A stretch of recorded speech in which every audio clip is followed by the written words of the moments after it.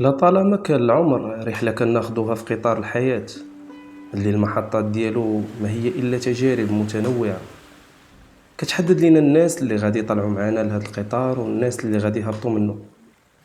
وهاد العملية غادي تخلينا ندخلوا في علاقات متشابكة مع جميع الأنواع البشرية وبالجنسين ديالهم. وفي ظل هاد التشابك شكون فينا اللي ما دوش علاقات محرمة أو غير شرعية بدافع الحب أو البحث عن شريك الحياة ولا تشبيع رغبة أو نزوة عابرة في مرحلة ما من مراحل الحياة وبلا ما يفكر في العواقب ديالها. شكون فينا اللي ما كيطمحش وهو كيتصنت لذاك الصوت الداخلي عنده سواء كان رجل أو امرأة اللي كيقول ليه اطلق العنان للغرائز وحاول تعيش أكبر عدد من العلاقات الممكنة باسم الحرية. وإحنا ولاد العصر وشوف فلان وفلان وزيدون راه مسؤولية الزواج والولاد صعيبة وحنا ما قادينش عليها وداك الشيء ديال الزواج قديم وكون من جيلك صاحبي. قصة اليوم هي قصة ولاد الحب اللي كيجيو من علاقات غير شرعية أو محرمة إن صح الوصف، حتى ولا عياو يبدلوا ليها المحتوى غادي تبقى دائما علاقات محرمة.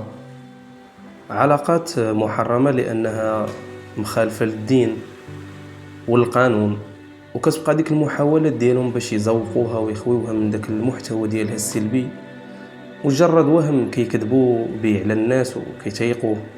قصة اليوم قصة طفل الرقم ديالو 0 محطوط في الأوراق باسم يحيى رضيع في عمره 6 أشهر.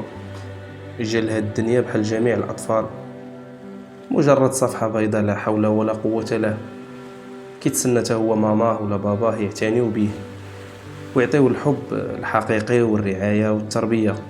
لكن مسكين لقى راسو للأسف بوحدو وبدون الصوت ديال الأم اللي كان كيسمعوه هو في الرحم ديالها وكان هو مصدر الأمان وحبل الحياة. يحيى جا لهاد الدنيا ولقى راسو أنه تم التخلي عليه بدون رحمة ولا شفقة. وحتى إلا كان اسم الرحم من الرحمة وهو اللي تكون فيه كجنين أول مرة، يحيى مسكين مجرد نزوة عابرة في ليلة حمراء بين شاب وشابة كانوا كيتواعدوا باسم الحب، عفوا باسم غريزة الجنس اللي كانت هي المحرك الحقيقي ديالهم. رغبة جوج شباب، شاب 30 وشابة 20، كانوا كيظنوا أنهم بحال أي جوج كيبغيو بعضياتهم وكيخطوا لحياتهم كيفاش غادي يعيشوها وكيفاش غادي يربيو ولادهم وكيفاش غادي تكون بصفة عامة الحياة. لكن كان تخطيطهم مبني على الأماني والأحلام الوردية، ولا كما قالوا سيادنا الوالا مبني على حساب القاشوش. وحساب القاشوش ديما ما كيخرجش. الشاب كان من فئة الشباب المنحرف العاطل على العمل بحال اللي كنشوفوا في الدروبة والزناقي والدواور في العالم القروي، بالنهار غير النعاس وبالليل الصهير كيكمل الحشيش ويسكر ويتعاطى لجميع البلاوات وكيدبر على الصرف غير من عند هذوك اللي كيمشي يتسخر ليهم يجيب لهم البليه. والشابه كانت من داك النوع اللي يدوز مع الليالي والليالي بدون رقابه الاسره وكتعاطى حتى هي للاسف مع البليه. والدين الشباب كانوا مفشينهم ومهلين فيهم من الصغر، بالخصوص الشاب كان اللي بغاها كتجي حتى عنده حتى ولا كانت فوق المستطاع. تربى تربيه ديال انه مجرد مستهلك ما كاينش والو. والشابه تربات في عائله اللي كتكون الام هي المسيطره بداك الشكل السلبي ماشي الايجابي، والزوج مسكين كان كيضل يجري من موقف لموقف باش يجيب لقمه العيش.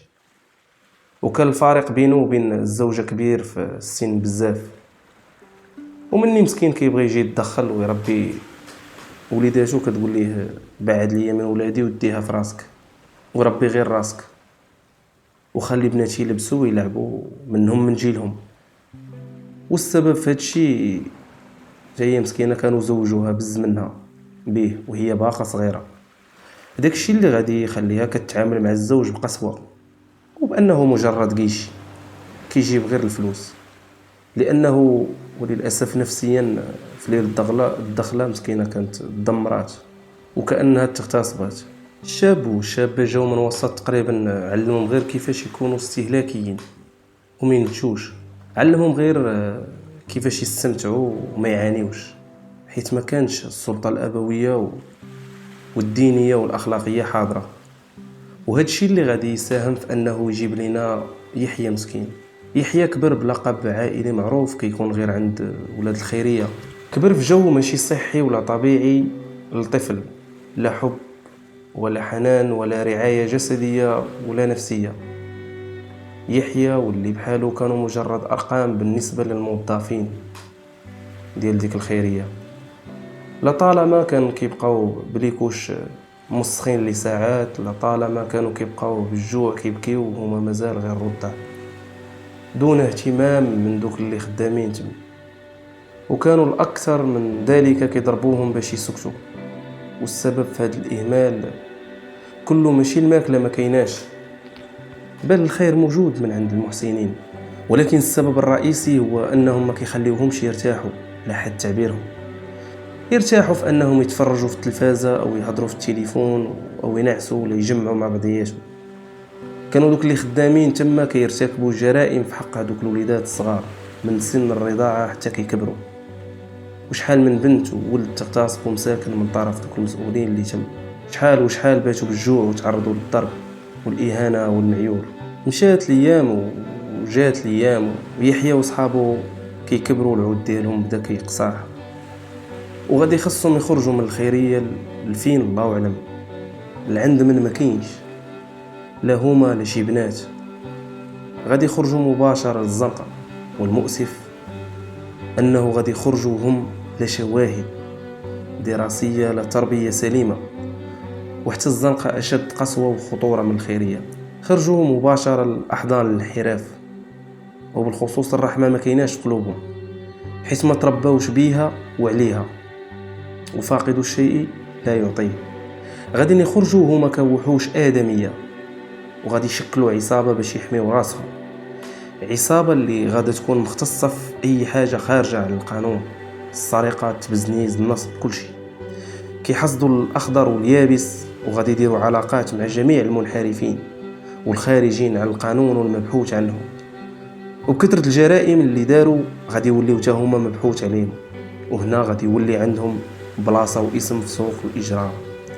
غادي يوليو هما اللي حاكمينها، بالخصوص في التبزنيز، لدرجة غتولي عندهم علاقات مع بزنازة خارج أرض الوطن، ولاو كيخرجوا لعندهم ويدخلوا دون حسيب ولا رقيب عبر البر أو البحر، وما كذبوش اللي قالوا الفلوس كدير الطريق في البحر. يحيى ولا هو رئيس العصابة من غير القسوة اللي تلقى أكثر في الخيرية وفي مواقف الحياة اللي علموه بزاف. كان كيتميز حتى بالذكاء ديالو الخارق وأسلوب الإقناع الفريد اللي كان عنده. كان ماشي اندفاعي، كان مرزن ومرن، وكيفكر الكلمة أكثر من مرة عاد كيقولها. وبحكم أن في الخيرية كانوا كيديروا ليهم لقاءات مع دور العجزة، خد شوية ديال الحكمة والحب والحنان من عند دوك العجزة، وغادي يبقى يمشي يزورهم حتى مني غادي يكبر، وغادي يبقى يفورني عليهم ديما، وحتى دار الأيتام اللي كبر فيها. ورغم الحقد ديالو لدوك المسؤولين، كان كيمشي يزور الوليدات ويتهلا فيهم ويخرج في عيني في هذوك اللي خدامين تما. وحيت حنا كامونيين الا ما تحكيناش ما كنعطيوش الريحه، ولاو كيتعاملوا مزيان مع الاطفال. حيت شي نهار كان جا دخل على غفله ولقى شي دراري صغير تيبكي، ولقى اثار الضرب على وجهه، وغادي يجمع هذوك المسؤولين كاملين اللي تم، وغادي يعيط على صحابه اللي جاو عطاهم قتله ديال العصا من جهه، ومن جهه ثانيه كان داير لهم خلصه مقمحه من الشهر للشهر من غير هذيك ديال الدوله. يحيى بحكم هو راس الحربه، السميه اللي غادي تسمى في السوق هي الديب، حيت كان سمر وعينيه زرقين، وعنده واحد توحيمه في ظهره مع العمود الفقري كحله بحال الديل ديال الديب. عاد تاني جميع الكمائن اللي كانت كدار ليه من طرف الشرطه ولا رجال العصابات كان كيعيق بهم وكينجا منهم. وكان حتى كيخرج البنادم هو والدراري ديالو من الليل، ومني كتكون عندهم شي تصفيه حسابات مع وجوه الشرع كيخليو واحد الخدش بحال ديال الذئب في دوك الضحايا. الذئب في السوق كانوا عنده شله اعداء، ومن بينهم واحد الشيباني وولده، حتى هما ما عندهمش الكبده. والشيباني خارج في حقه عدد كبير من مذكرات البحث في جرائم متنوعه بحال الاغتصاب والضرب والجرح، السرقه، التجار في الممنوعات، التجار في الاعضاء البشريه والتجار في البشر بصفه عامه. الشيباني بكثره العلاقات اللي عنده داخل البلاد وخارجها مسمينه الروطال، حيث هو عنده بلايص وعنده درعين في اي بلاصه. والروطال كيتميز بدوك الدرعين اللي عنده بزاف. الروطال كان ما كيرحمش، اللي في الارض ديالو واللي في السماء حتى هي ديالو. والديب ولا قاسم مع السوق، وحتى البزنازه ديال برا هربوا لعنده هما وداو للمغرب، ولا باغي يحيدوا من الطريق باي وجه كان، لدرجه تحط مكافاه ماليه ضخمه لاي واحد جاب راسو. وهذا الشيء غادي يوصل للديب اللي غادي اول مره صحابو غيشوفوه مكشكش ديال بصح وعيني خارجين. الديب واخا كان كيتاجر في الممنوعات، لكن نادرا ما كيتعاطى لشي نوع، الا مشى للخيريه وجا ولا سمع شي واحد من دوك العجزه مات كيبقى مألم شحال. الخيريه كيبقى يشوف دوك الوليدات وكيتفكر حالو وكيقول علاش حتى انا ما تكونش عندي امي وبا، انا وهاد الوليدات وشنو السبب اللي خلاهم لاحوني ولاحوهم؟ علاش واش حتى انا ماشي من حقي نكون قلت وكيقولوا حتى هما بابا وماما؟ علاش حتى انا ما شدونيش اول مره فاش بغيت نمشي من يدي؟ علاش ما كانوش انا كيدوني للمدرسه؟ علاش انا ما دوزتش معاهم العيد وشراو لي الحوايج؟ علاش ما دوزتش معاهم رمضان وفرحوا بيا فالصمت اول نهار؟ علاش ما يفرحوش ليا من ننجح؟ علاش ما يكونوش معايا وانا في هذا السن ويكونوا يقلبوا لي على مرات الزواج؟ وهاد المسنين علاش مرميين هنا؟ فين مشاو ولادهم؟ وعلاش لاحوهم؟ علاش؟ واش هذا هو جزاء الإحسان؟ وهما كانوا هازينهم وكيخدموا عليهم وكيحيدوها من صحتهم ووقتهم ويعطيوها ليهم. علاش لاحوهم؟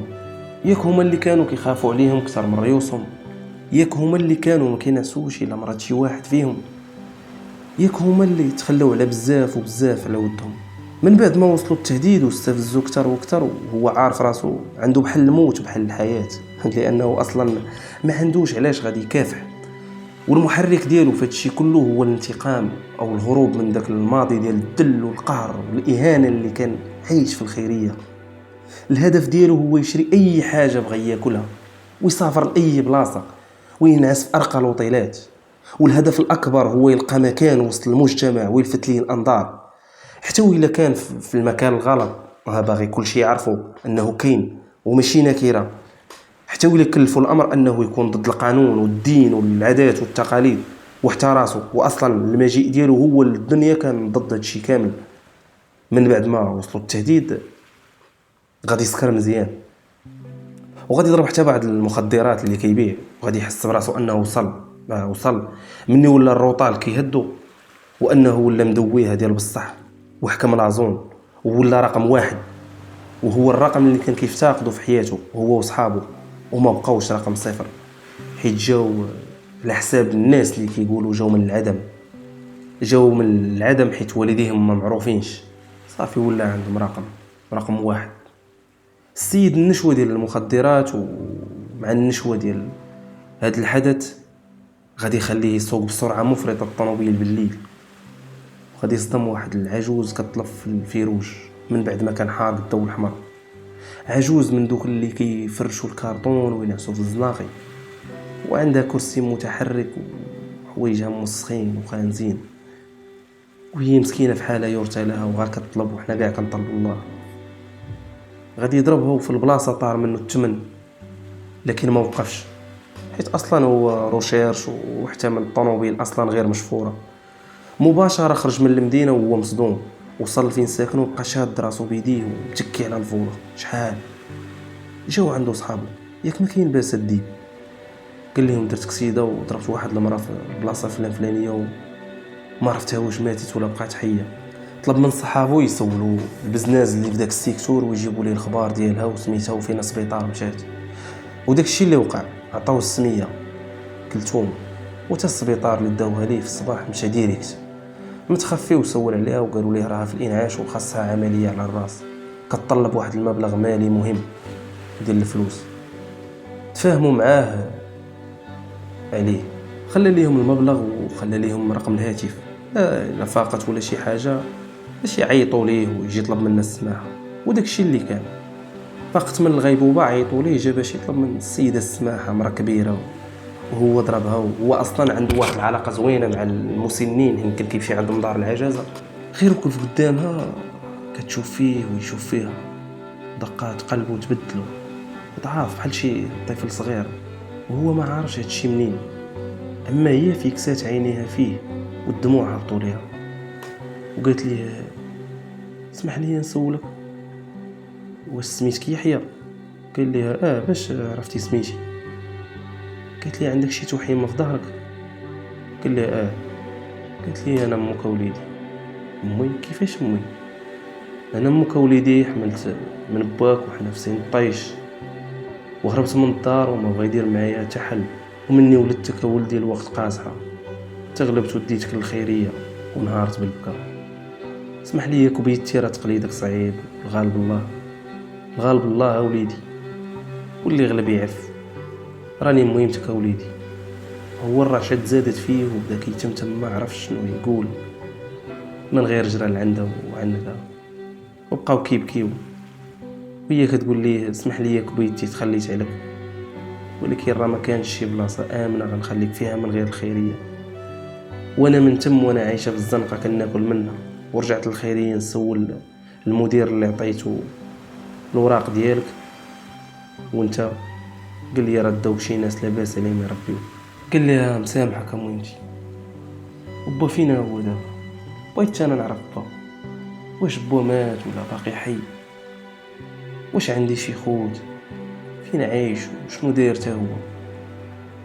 والصدمه هي مني غاد تقول لي باك ولا بزناس كبير وكيقولوا ليه الروطال، وهنا غتزادوا الصدمه اخرى وما بقى عارف ما يقول. واش يقول لمو انه هو الديب اللي قاسم مع باه السوق؟ واش يقول لي انه واحد فيهم غيتقتل؟ بقى ساكت ولكن معنق مو كيشم فيها الريحه اللي كان محتاج، واكتشف انها هي اللي كان فاقد في الدنيا وكيقلب عليها. وحتى ديك الغمه اللي كانت عنده باغي يحيدها باي حاجه تحيدات. واللي غيزيد يرخفو هو مني غتقول ليه خاصك تهرب مسير عند باك، راه حتى هو غتلقاه كيقلب عليك. قال لي واخا امي ودعوا هو ما ساخيش يخليها وهي هكاك. من بعد سنوات ديال البعد لكن جا الوقت يسلت قبل ما يعيقوا به البوليس ويقرقبوا عليه. ودعها وهي كتقول ليه المسامحه كبيتي، اسمح لي تخليت عليك، ولكن راه البلاصه الوحيده اللي كانت امنه ليك هي الخيريه. وهسخط هرضا مسير شوف بوك وخليني نطفئ النار اللي في قلبي. غادي وحير بحال شي طفل صغير غادي يبعد من الام ديالو اول مره في الدخول المدرسه. غادي وكيبكي في صمت، تخرج من السبيطار وطلع في الطوموبيل وتفرقع بالبكاء ما بين بكاء الاشتياق للام ديالو والظروف ديالها والحاله اللي فيها والضربه اللي ضربها بالطوموبيل.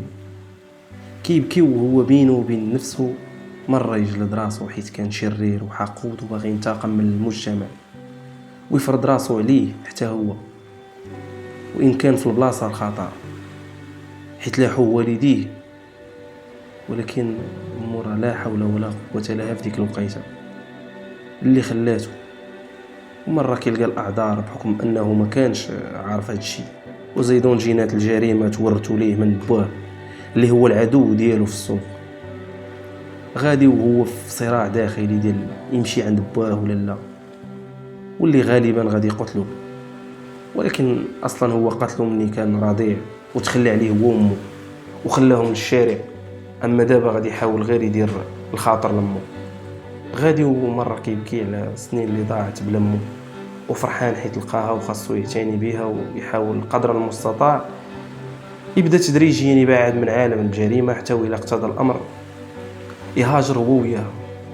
كيفكر ويخطط حتى هرس هاد الخلوه وهاد الجدليه اللي عنده في راسو. صوت التليفون كيصوني. جو الو خويا لاباس؟ معك الفرمليه اللي كتعتني بديك المراه الكبيره. مرحبا اختي، ياك ما كاين باس. خويا البركه في راسكم، راه توفات وملي كانت كتموت قالت لي نقول لك ما تنساش الوصيه. ماتت؟ ما يمكنش. واين وصيه؟ وشكون انتي؟ شكون؟ انا. قطع الخط ورجع بسرعه للسبيطار ودخل ديريكت للغرفه اللي كانت فيها. مجرد جسد ممدد على شكل خشبه، دون حركه، ساكن، لا تنهيده ولا كلمه. الجسد صامت. والديب، لا ماشي الديب، خونا يحيى مسكين كيشوف وكيبكي. عرى على وجهها وباس ليها جبهتها، بدا كيدوز يدو على وجهها. ياك امي؟ تجمعنا ورجعت حييت وهربتي تاني. ياك قلتي لي ما غاديش تعاودي تخليني بوحدي وهانتي مشيتي. ياك امي كنتي قلتي لي الخيريه اكثر بلاصه امنه ليا من الشارع، ولكن هانتي عاودتي خليتيني للدنيا كامله وماشي غير للشارع. ياك امي انتي؟ ياك. ولكن انا لله وانا اليه راجعون. خرج ومشى بحاله ووصل للبلاصه اللي كاين فيها هو وصحابه. غير وصل عندهم وتفرقع بالبكا. كيحاولوا يبردوا الديب، حيت هما ما كيعرفوش يحيى، كيعرفوه غير الديب. والديب عمرو بان ضعيف. ياك ما كاين باس الديب. المرة اللي ضربت البارح ماتت، وكانت هي امي اللي ولداتني وقالت لي با هو الروطال. كلشي تصدم، ما عرفوا يعزيوه ولا يواسيوه ولا شنو يديروا. كلشي تصدم ومن بعد ما بردوا كمل ليهم قضية الوصية ديالها. وكاين اللي عارض بحكم الروطال غدار وقتال وقلبه ما فيهش الرحمة، وكاين اللي قال ليه دير بوصية الوالدة. برد شويه وقصد ديبو فين حاطين السلعه وشرب ولا حليها، شوف فين يدات.